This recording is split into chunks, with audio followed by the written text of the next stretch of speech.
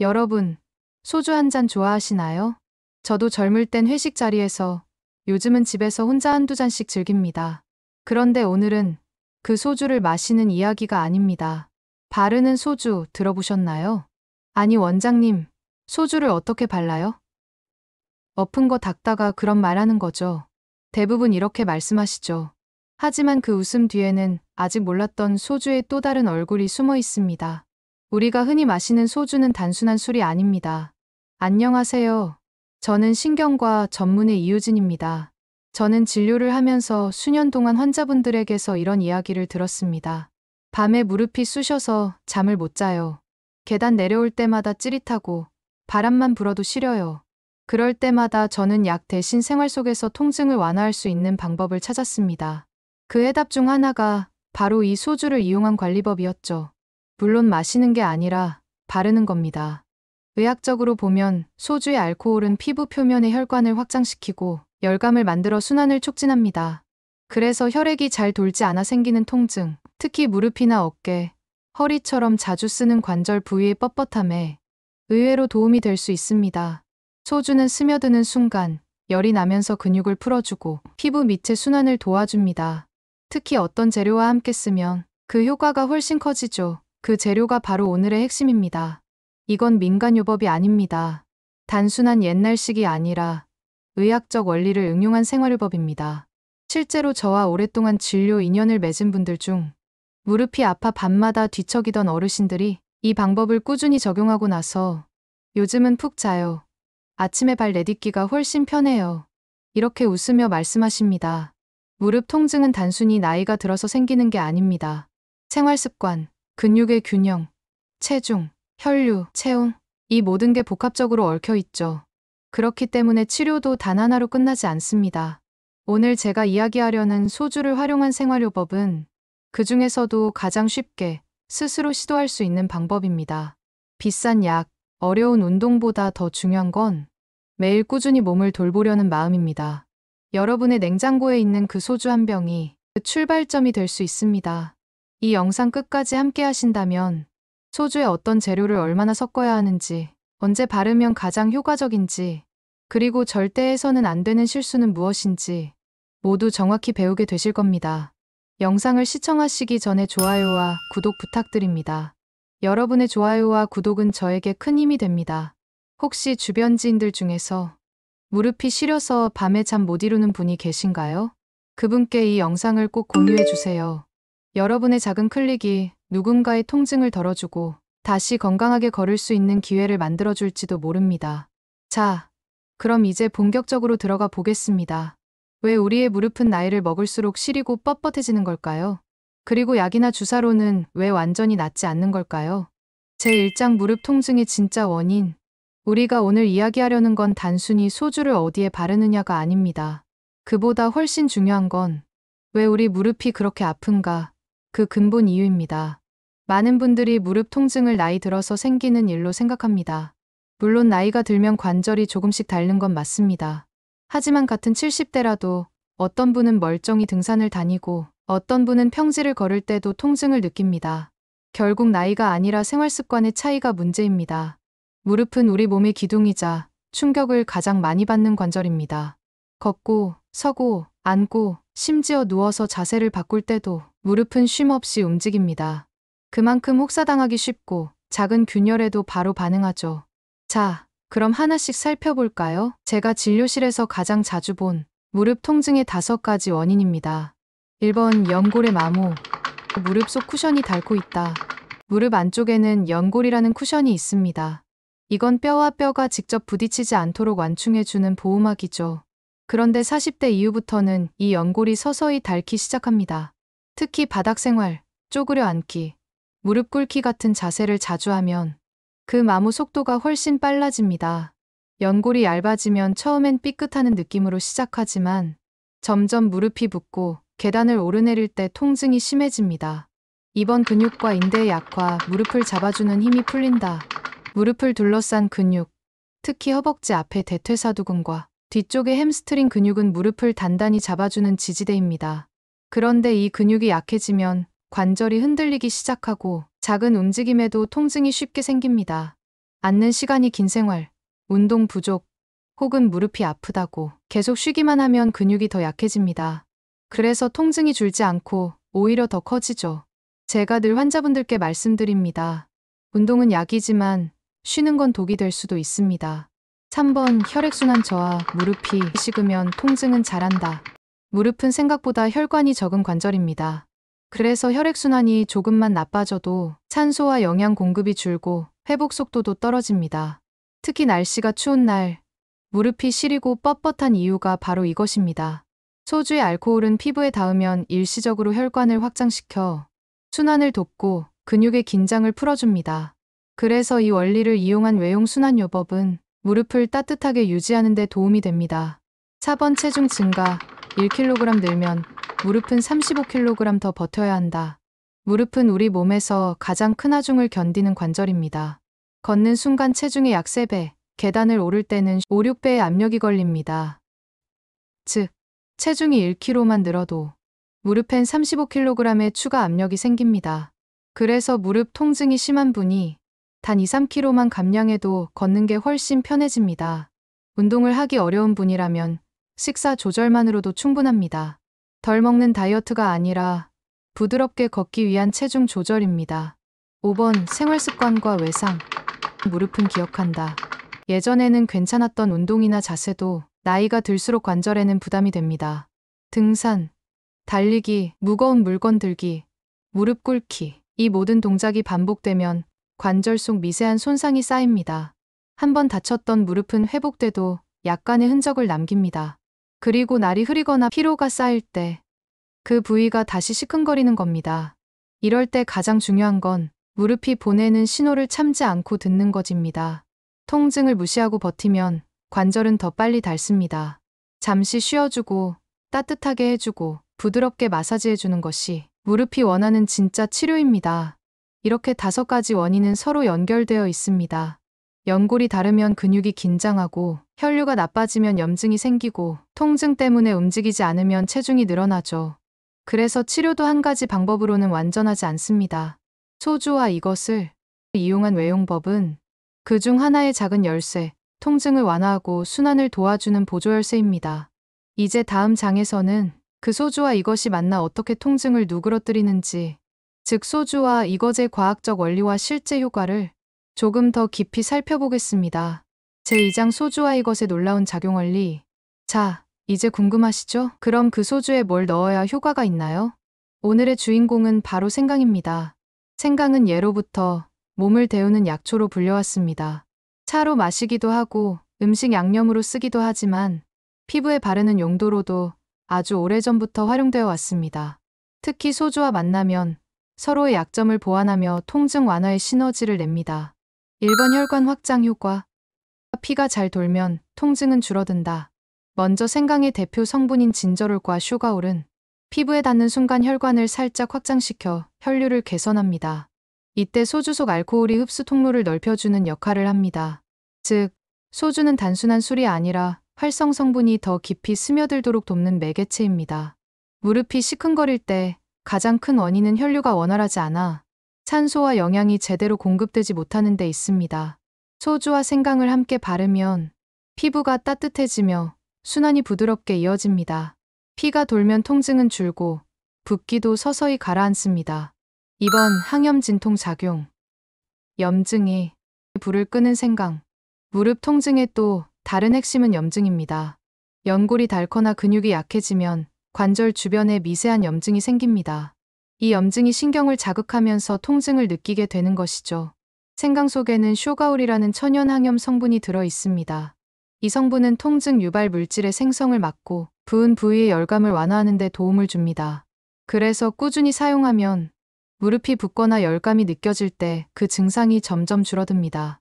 소주는 여기서도 조연으로 큰 역할을 합니다.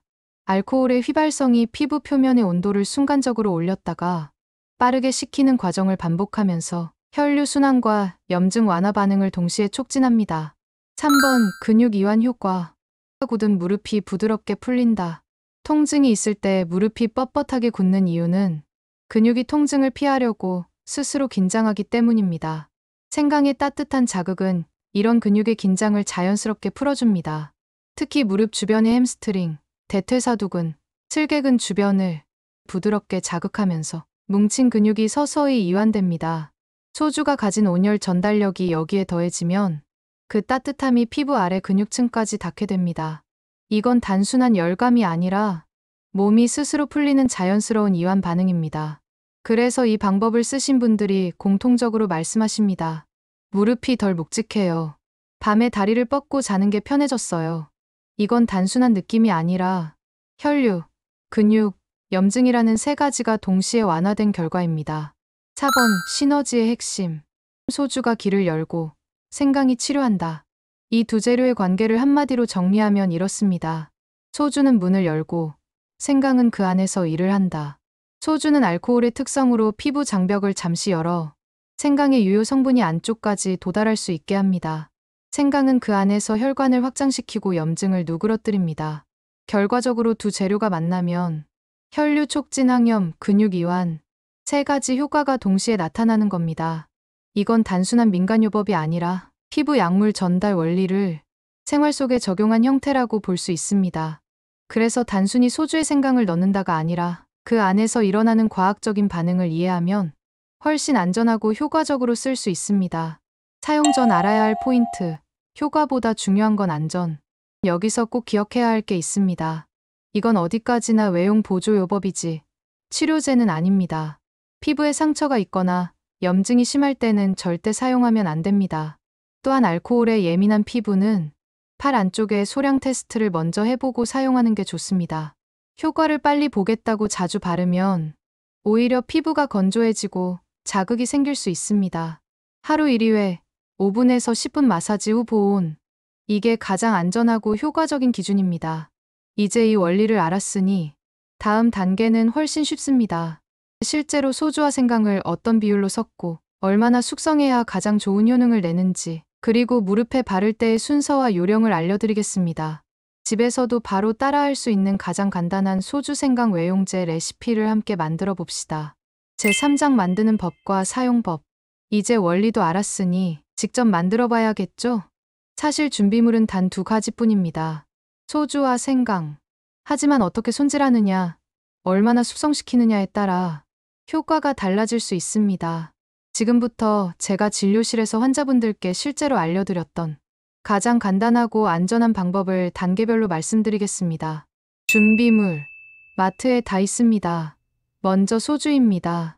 마트나 편의점에서 쉽게 구할 수 있는 일반 소주 16도에서 25도면 충분합니다. 도수가 너무 높으면 피부 자극이 심하고 너무 낮으면 흡수 효과가 떨어집니다. 딱 중간이 좋습니다. 다음은 생강입니다. 가능하면 신선한 생강을 고르세요. 껍질이 매끈하고 단단하며 향이 강한 것이 좋습니다. 말린 생강을 써도 되지만 생생강이 유효 성분이 더 풍부합니다. 이 2가지만 있으면 준비 끝입니다. 손질. 껍질을 벗기면 진짜 효능이 나온다. 먼저 생강을 깨끗이 씻습니다. 흙이나 먼지가 남아있으면 소주에 담갔을 때 냄새가 날 수 있습니다. 흐르는 물에 살살 문질러 주거나 부드러운 솔을 써도 좋습니다. 다음으로 껍질을 벗깁니다. 껍질째 써도 되지만 껍질을 벗기면 성분이 훨씬 빠르게 우러납니다. 칼로 깎기보다는 숟가락으로 긁듯이 하면 생강의 살 부분을 덜 버리고 깨끗하게 벗길 수 있습니다. 이제 두께 2-3mm 정도로 얇게 썰어주세요. 얇게 썰수록 표면적이 넓어져 소주 속으로 성분이 더 잘 퍼집니다. 손이 약하신 분은 채칼을 써도 됩니다. 담그기. 생강이 잠길 만큼만. 이제 유리병을 하나 준비하세요. 입구가 넓은 병이 좋습니다. 그래야 나중에 꺼내기도 편하고 세척도 쉽습니다. 썰어둔 생강을 병에 3분의 2 정도 채우고 그 위에 소주를 생강이 완전히 잠길 만큼 부어주세요. 공기와 닿은 부분이 있으면 변색이 일어날 수 있으니 생강이 소주에 완전히 잠기도록 하는 게 중요합니다. 뚜껑을 단단히 닫고 서늘하고 햇빛이 닿지 않는 곳에 두세요.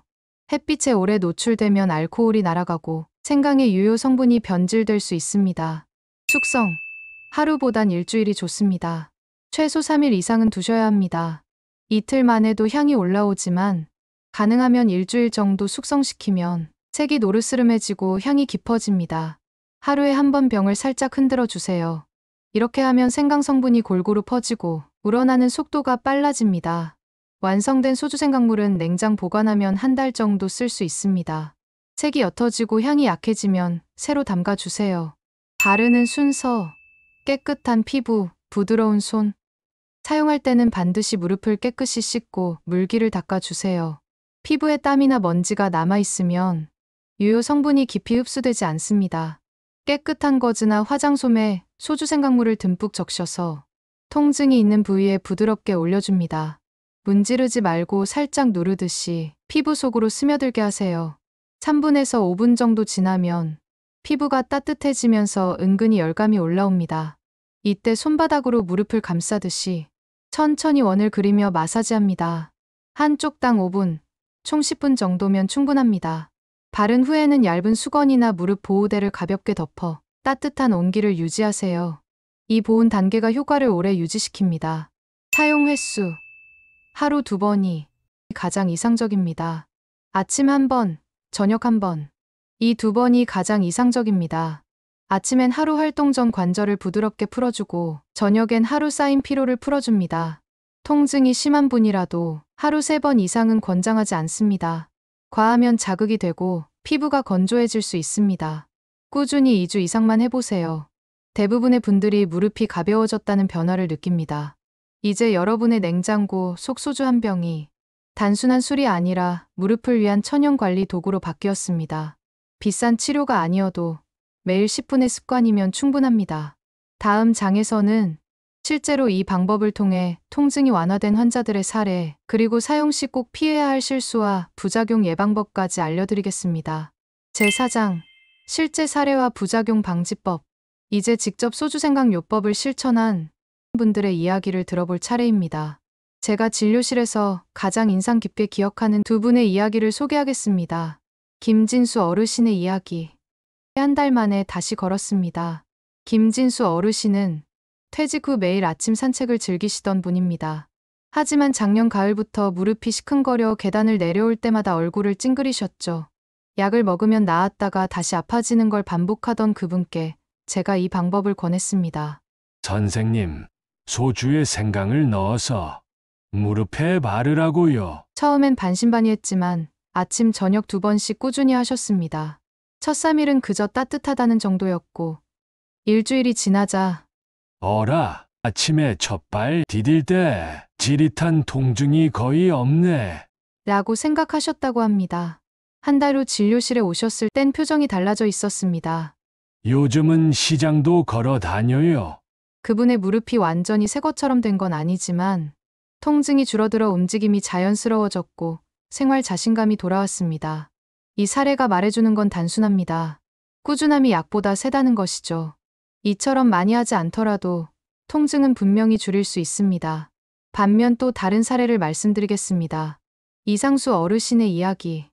좋다고 많이 했다가 피부가 상했습니다. 이상수 어르신은 등산 마니아였습니다. 무릎이 찌릿하다고 이 요법을 시작하셨는데 효과를 빨리 보고 싶은 마음에 하루 5번씩 무릎에 소주 생강액을 바르기 시작했습니다. 처음엔 따뜻하고 시원했지만 일주일 후부터 피부가 하얗게 건조해지고 가려움이 생겼습니다. 진료 결과 피부 장벽이 손상되어 각질이 벗겨지고 미세한 균열까지 보였습니다. 알코올과 생강의 자극이 겹치며 피부 보호막이 무너진 겁니다.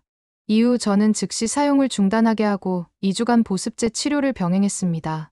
피부가 회복된 뒤에는 하루 1회로 줄이고 사용 후 반드시 보습제를 발라 현재는 문제없이 유지 중입니다. 이 사례가 보여주는 건 하나입니다. 좋은 것도 많이 하면 독이 된다. 하루 1, 2회, 10분 이내 그 적당함이 가장 강력한 치료입니다. 의사가 드리는 정리한 줄. 소주 생강 요법은 통증을 없애는 치료가 아니라 줄여주는 관리입니다. 관절 속 연골을 바꾸진 못하지만 혈류를 돕고 근육을 풀며 생활의 불편을 완화하는 역할을 합니다. 무엇보다 몸이 보내는 작은 신호를 놓치지 않는 것, 그게 진짜 치료의 시작입니다. 다음 장에서는 이 소주 생강 요법의 효과를 오래 유지시키는 생활 습관 5가지, 하체 근육 단련, 체중 관리, 무릎 자세, 걷기, 보온 습관을 차근차근 설명드리겠습니다. 제5장, 무릎을 지키는 생활 습관 5가지. 여러분, 아무리 좋은 방법이라도 그 효과를 오래 유지하려면 생활 습관이 함께 바뀌어야 합니다. 소주 생강 요법은 통증을 완화하는 열쇠일 뿐, 무릎 건강의 문을 진짜로 여는 건 여러분의 하루하루입니다.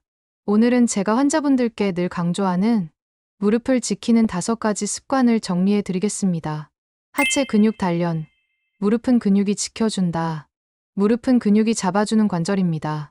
허벅지 앞에 대퇴사두근, 뒤쪽에 햄스트링이 약해지면 관절이 흔들리고 통증이 생깁니다. 의자에 앉아 다리를 곧게 뻗고 10초 유지, 혹은 벽에 등을 대고 30초 버티는 벽 스쿼트. 이 2가지만 하루 3세트씩 해보세요. 무릎이 훨씬 안정되고 통증이 줄어듭니다. 체중 관리. 1kg 줄이면 무릎이 웃는다.